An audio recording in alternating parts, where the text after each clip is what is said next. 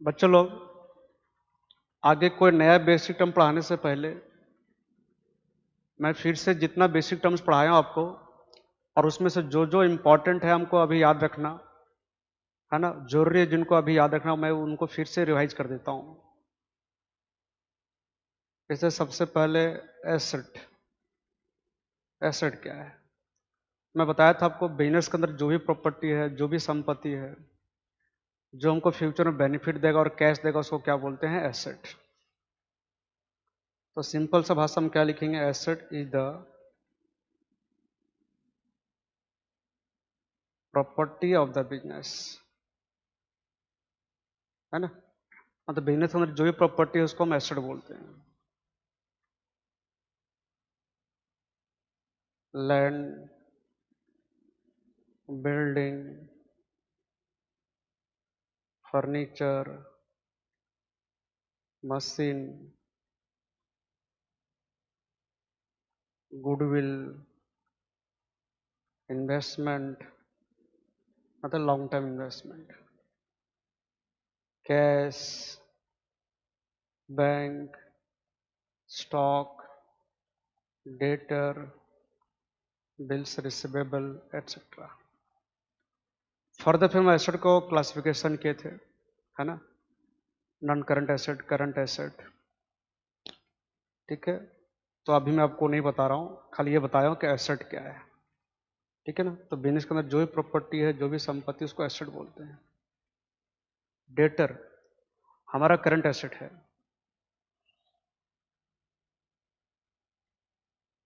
और मैं बताया था डेटर क्या है। डेटर किसको बोलते हैं?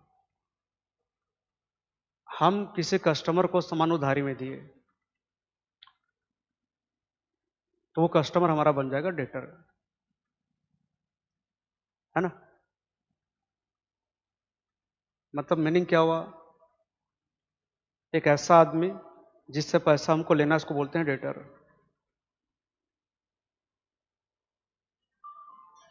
A person from whom amount is receivable. एक ऐसा आदमी जिससे हमको पैसा लेना है, उसको क्या बोलते हैं? डेटर, बच्चों लोग। ठीक है बच्चों लोग। तो जिस आदमी से हमको पैसा लेना है उसको डेटर बोलते हैं।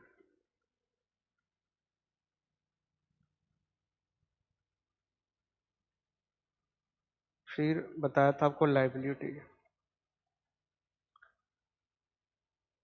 क्या बताया था कि जो पेमेंट हमको आउटसाइडर को करना है उसको लाइबिलिटी बोलते हैं। Amount payable by the business to the outsiders, है ना बच्चों। जो पैसा हमको किसको देना है? आउटसाइडर्स को, उसको बोलते हैं liability. Long term loan, short term loan, bank overdraft, creditor, bills payable, outstanding expense etcetera, है ना।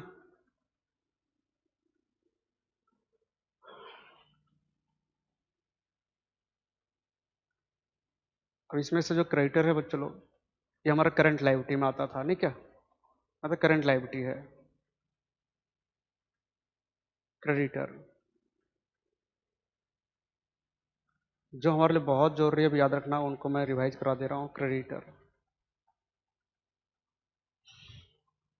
तो मैं क्या बताया था आपको? एक ऐसा आदमी जिसको हमको पैसा देना है उसको क्या बोलते हैं? Creditor. A person to whom amount is payable. एक ऐसा आदमी जिसको पैसा हमको देना है उसको बोलते हैं क्रेडिटर, है ना।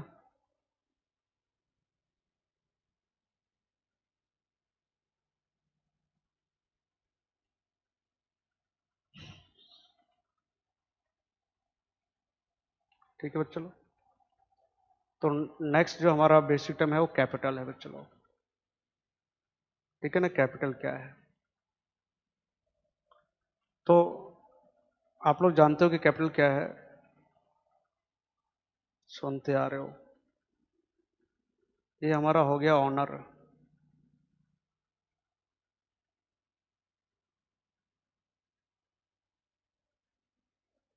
ठीक है ना?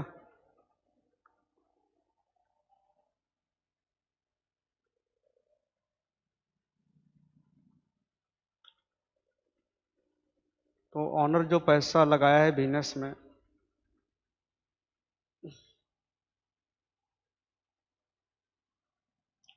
है ना, ऑनर जो पैसा कंट्रीब्यूट किया है, मतलब जो पैसा इन्वेस्ट किया है, उसी को क्या बोलते हैं? कैपिटल। चलो मालिक लगाया है 6 लाख,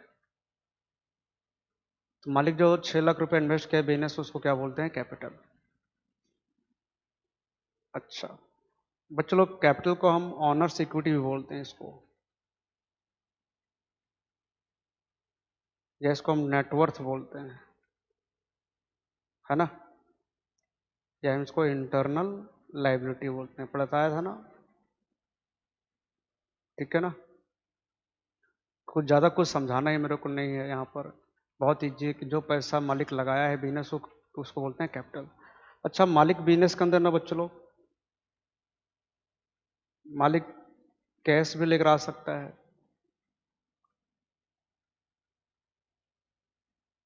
गुड्स लेकर भी आ सकता है, एसेट लेकर भी आ सकता है ना? मतलब मालिक बिजनेस में इन्वेस्ट कर सकता है इन द फॉर्म ऑफ क्या? Cash, goods and asset.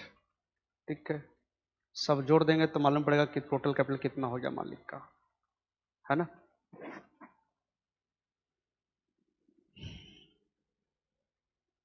Clear है?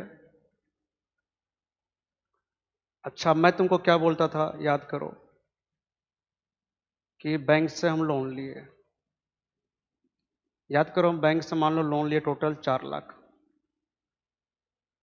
तो 6 लाख मालिक इन्वेस्ट, 6 लाख मालिक कंट्रीब्यूट किया है, 4 लाख लोन लिए, टोटल कितना हो गया? 10 लाख। अब ये 10 लाख हम इन्वेस्ट कर दिए बिजनेस का प्रॉपर्टी में, मतलब एसेट में। मतलब इक्वेशन क्या बन गया कि एसेट्स इक्वल टू क्या हो गया? Capital plus liability.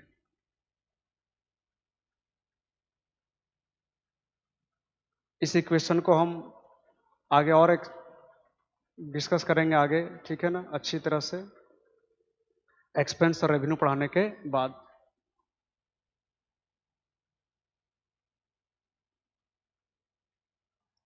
तो बच्चों लोग, बड़ा इजी है, ज़्यादा टाइम इसमें नहीं बिताना है। The amount invested bye honour in the business is called capital. Investment by honour मतलब बिजनेस जो इन्वेस्ट करेगा बिजनेस में, ये हो सकता है in the form of cash, goods और एसेट्स, है ना? मान लो मालिक कैश लेकर आया 4 लाख, गुड्स लाया है मान लो 50,000 का, और एक पुराना फर्नीचर इन्वेस्ट कर दिया बिजनेस वाला की, मतलब उसका घर में था, वो ले आया है ना? और भी कुछ एसेट लेकर आया, टोटल एसेट लेकर आया मान लो वो 1.5 लाख का, तो सब मिला के कितना हो गया? 6 लाख कैपिटल उसका। मतलब मालिक जो बिजनेस में इन्वेस्ट करेगा, वो कैश में भी इन्वेस्ट कर सकता है, गुड्स में भी और एसेट में।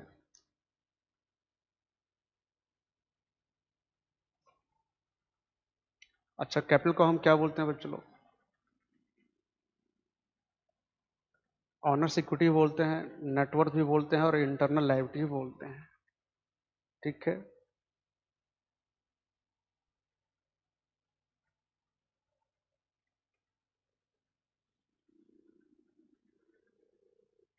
अब हम पढ़ेंगे ड्राइंग्स क्या है। बच्चों लोग,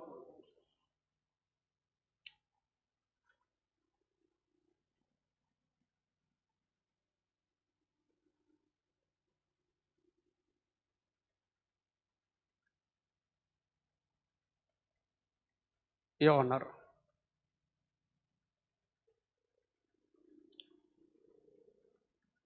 अच्छा मान लो ऑनर को पैसा का जरूरत है बच्चों लोग,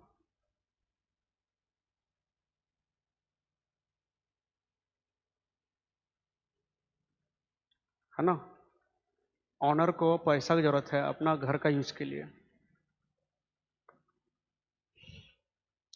तो पैसा कहाँ से निकालेगा? अपने बिजनेस से निकालेगा, किसी और का बिजनेस से निकाल लेगा? बोलो। राइट, अपने बिजनेस से निकालेगा।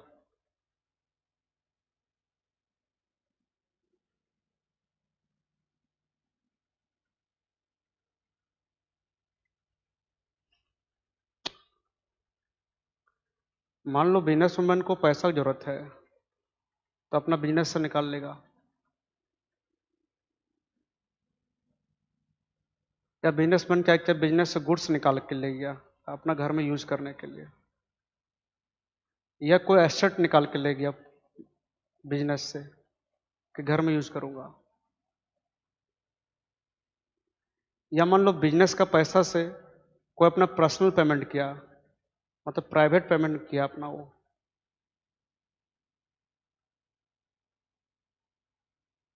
है ना। बिजनेसमैन जरूरत पड़ने पर बिजनेस से पैसा भी निकाल सकता है, गुड्स भी निकाल सकता है, और एसेट भी, किस लिए? अपना पर्सनल यूज के लिए, अपना घर का यूज के लिए, है ना। और जरूरत पड़ने पर क्या कर सकता है वो? बिजनेस का पैसा से, बिजनेस का फंड से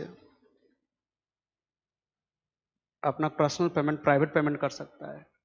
तो अगर बिजनेसमैन बिजनेस से पैसा, गुड्स या एसेट निकाला है अपना पर्सनल यूज के लिए, या फिर कोई अपना प्राइवेट पेमेंट किया है, जैसे अपना LIC का पेमेंट, लाइफ इंश्योरेंस प्रीमियम का पेमेंट किया है आउट ऑफ बिजनेस फंड, तो इसको बोलते हैं ड्राइंग्स। बोलेंगे मालिक ड्राइंग्स किया है बिजनेस।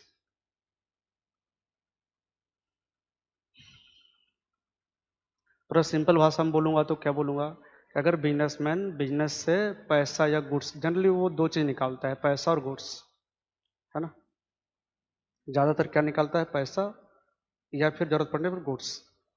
तो मैं अगर सिंपल भाषा में तो बोलूँ तो क्या बोलूँ कि अगर बिजनेसमैन बिजनेस से पैसा या गुड्स कुछ भी निकाल के ले जाएगा अपना पर्सनल यूज के लिए, तो उसको क्या बोलेंगे? ड्राइंग्स। अच्छा, मालिक बच्चों जब पैसा बिजनेस में लेकर आता है, मालिक जब बिजनेस में पैसा इन्वेस्ट करता है तो उसका कैपिटल बढ़ता है ना। तो जब बिजनेस वो निकाल के ले जाएगा तो उसका कैपिटल क्या होगा? घटेगा। मतलब मैं क्या बोल रहा हूँ आपको कि मालिक जब भी ड्राइंग्स करेगा, चाहे कैश ड्राइंग करे चाहे गुड्स ड्राइंग्स करे, उसका कैपिटल घटेगा। ड्राइंग से क्या होगा? कैपिटल घटेगा, है ना। तो देखो